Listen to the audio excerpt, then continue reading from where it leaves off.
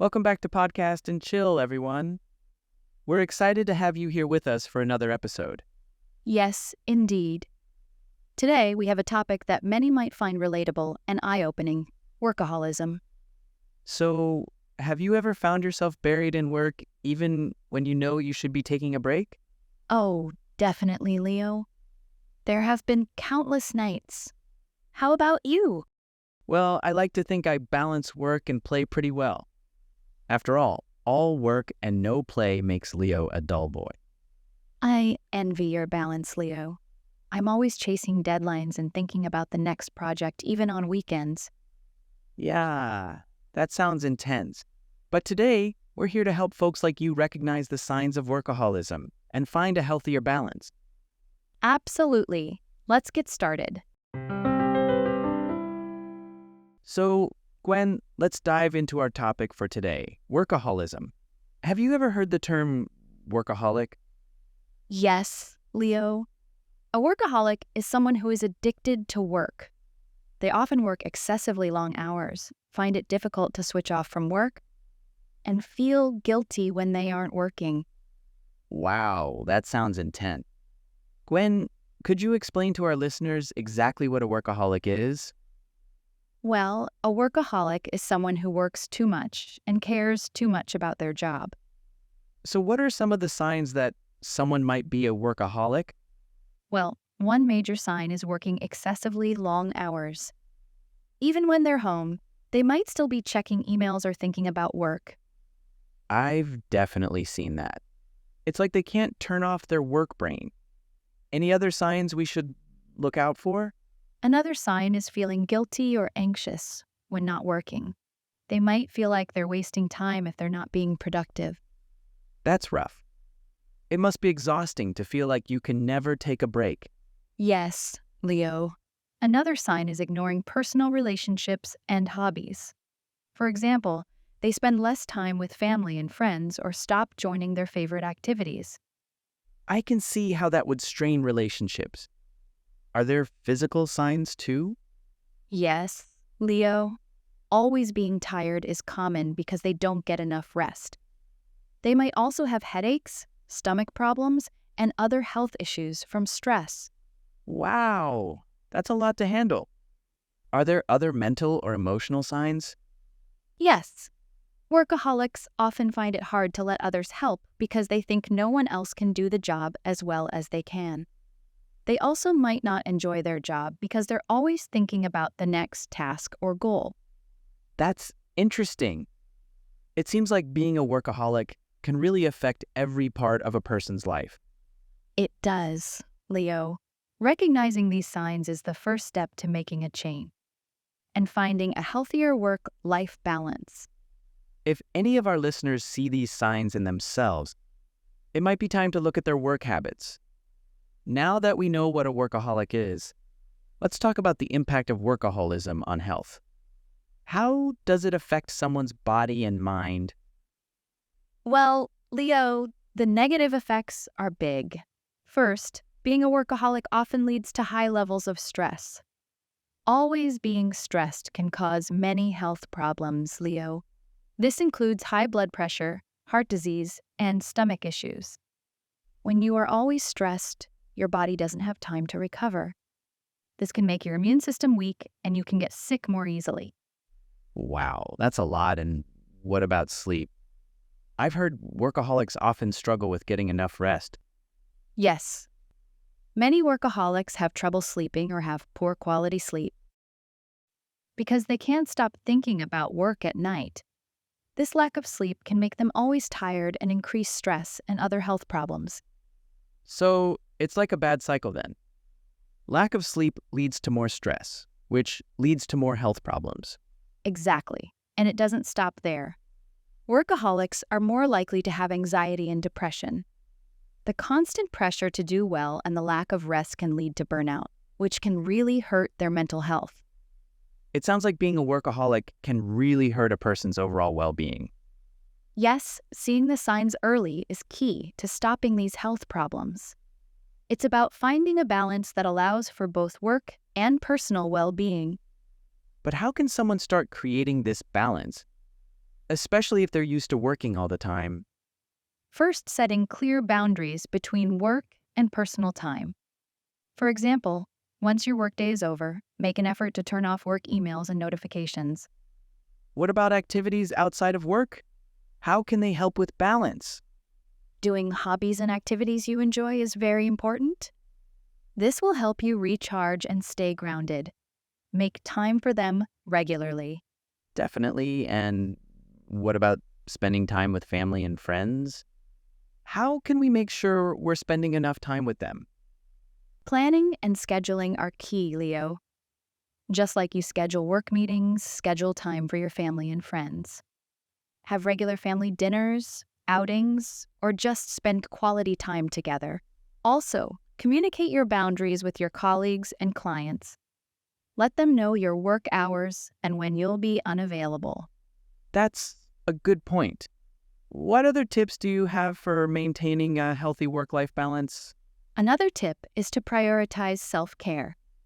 Self-care helps maintain your physical and mental health, making you more resilient to stress. Yes, self-care is easy to neglect when you're busy with work, but it really makes a difference in how you feel and perform. Absolutely, Leo. Also, try to be present in whatever you're doing. When you're at work, focus on work. When you're with family, focus on them. This mindfulness helps you enjoy each moment and reduces the feeling of being overwhelmed. Yes, and remember, achieving work-life balance is an ongoing process. Addicted, meaning unable to stop doing something harmful.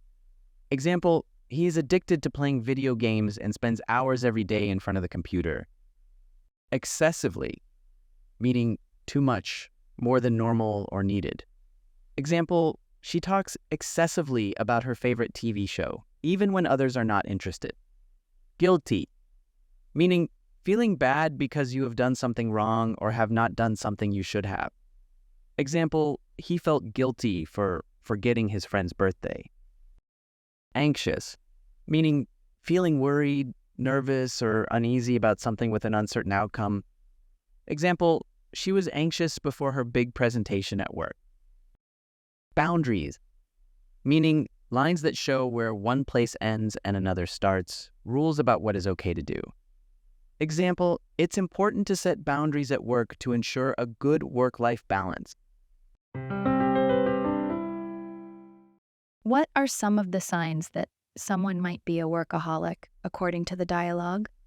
Signs of being a workaholic include working too many hours, feeling guilty when not working, ignoring family and hobbies, being constantly tired, and having stress-related health problems. How can workaholism negatively impact a person's health and well-being? Workaholism can cause stress, sleep problems, anxiety, depression, and health issues like heart disease and weakened immunity. Let's talk about time management tips to help us balance work and life. Yes, Leo. Time management helps us do more in less time and have time to relax. Using a planner or digital calendar is a good start. Do you use one? Yes, I use a digital calendar to schedule my tasks and appointments. It helps me keep track of my day and ensures I don't miss anything important. Great. A planner helps you see your tasks and plan your time. Setting specific goals for each day is a good idea, too. At the beginning of your day, write down the top 3 tasks you need to accomplish. This helps to keep you focused and prevents you from getting overwhelmed by a long to-do list. I like that idea. It's easy to get lost in a sea of tasks, but having a clear focus can make a big difference. And don't forget to schedule breaks throughout your day. Taking short breaks can improve your productivity and prevent burnout. So, how do you approach goal setting? Sometimes I make unrealistic goals. I aim too high and feel pressured to achieve them quickly. Any advice on how to set more manageable goals? Absolutely, Leo. The first step is to break down larger goals into smaller, actionable steps. For example, if you want to write a book, start with smaller tasks. Research your topic, outline your chapters, and write a few pages each day. This makes the goal easier to achieve. Got it? And how do you stay motivated to achieve these goals? Stay motivated by celebrating small victories. Reward yourself for completing tasks. This keeps you encouraged and focused. Also, keep a journal to track your achievements. What about setting deadlines? How important are they? Deadlines are important. They help keep us on track. Set realistic deadlines. Give yourself enough time for each task without feeling rushed, and be flexible if needed. Remember to be kind to yourself. It's okay if things don't always go as planned. Adjust your goals and timelines as needed and keep moving forward. The journey is just as important as the destination. Next, let's talk about self-care practices. It's important for managing stress. What are some of your favorite self-care routines? I love meditation. Just a few minutes a day can reduce stress. Do you meditate, Leo? I've tried it, but it's hard to focus. Any tips? Start with short sessions, 5-10 minutes. Use a quiet space and focus on breathing. Guided meditations can help. I'll try that. What about exercise? Exercise is great for self-care. It boosts mood and energy. Even a simple walk helps. And it can be hard for workaholics to ask for help, but it's necessary. True, but asking for help shows strength. It's the first step toward improvement. Don't try to manage everything alone. Friends, family, and professionals can help. Planner, meaning a tool or book used to organize tasks, appointments, and schedules. Example, I write my daily tasks in a planner to stay organized. Schedule, meaning to arrange or plan events to take place at a particular time. Example, I schedule my meetings for the morning, so I have time for other work in the afternoon. Accomplish, meaning to complete or achieve something successfully. Example, she was able to accomplish all her goals for the week. Motivated, meaning having a strong reason to do something or to achieve something. Example, he is motivated to finish his project because he wants to impress his boss. Self-care, meaning activities and practices that individuals do to maintain their health and well-being. Example, regular self-care like exercise and meditation helps reduce stress. What are some tips Gwen gives for setting and achieving manageable goals? Gwen suggests breaking big goals into smaller tasks, like writing a book by researching, outlining, and writing a few pages daily. This makes goals easier to reach. Why does Gwen emphasize the importance of taking breaks and setting deadlines? Taking breaks boosts productivity and prevents burnout. Setting deadlines helps you stay on track and work at a steady pace. Well, Gwen, I think we've covered a lot of ground today. Absolutely, Leo. It's been an insightful conversation. I hope our listeners have found it helpful and can apply some of the tips we've shared to their own lives. Remember, it's all about balance. We all deserve to live healthy, balanced lives. Don't forget to leave your thoughts in the comments section and share this podcast with your friends. We love hearing from you and learning how these discussions impact your lives. And be sure to check out the free PDF in the video description for a summary of today's episode and additional resources. Until next time, take care of yourselves and strive for that perfect balance. Wishing you all a great day. Goodbye, and see you next time on Podcast and Chill.